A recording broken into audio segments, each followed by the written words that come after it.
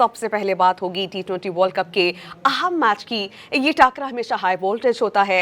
इस मैच में भारत के 176 रन हदफ के ताक़ुब में पाकिस्तान के टॉप ऑर्डर ने एक बार फिर दगा दे दिया। साहबजादा फरहान, साइम अयूब, सलमान अली आगा और बाबर आजम डबल फिगर में भी दाखिल नहीं हो पाए।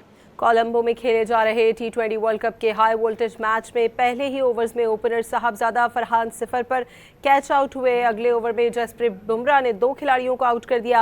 साइम अयूब 6 रन बनाकर आउट हुए, जबकि कप्तान सलमान अली आगा सिर्फ 4 रन ही बना सके। स्टार बैटर बाबर आजम ने भी एक बार फिर मायूस किया। सिर्फ 5 रन पर पवेलियन चलते बने। मोहम्मद उस्मान और शादाब खान इस वक्त क्रीज पर मौजूद हैं। T20 वर्ल्ड कप के अहम मैच में भारत के 176 रन हदफ के ताक़ुब में पाकिस्तान का टॉप ऑर्डर एक बार फिर दगा दे गया।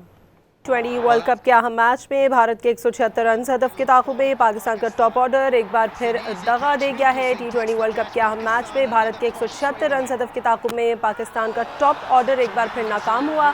साहबजादा फरहान, साइम अयूब, सलमान आगा और बाबर आजम डबल फिगर में भी दाखिल नहीं हो सके। कोलंबो में खेले जा रहे T20 वर्ल्ड कप के हाई वोल्टेज मैच में पहले ही ओवर में ओपनर साहबजादा फरहान 0 पर कैच आउट हो गए। अगले ओवर में जसप्रीत बुमराह ने 2 खिलाड़ियों को आउट किया। साइम अयूब सिर्फ 6 रन बनाकर आउट हो गए, जबकि कप्तान सलमान अली आगा सिर्फ 4 रन ही बना सके।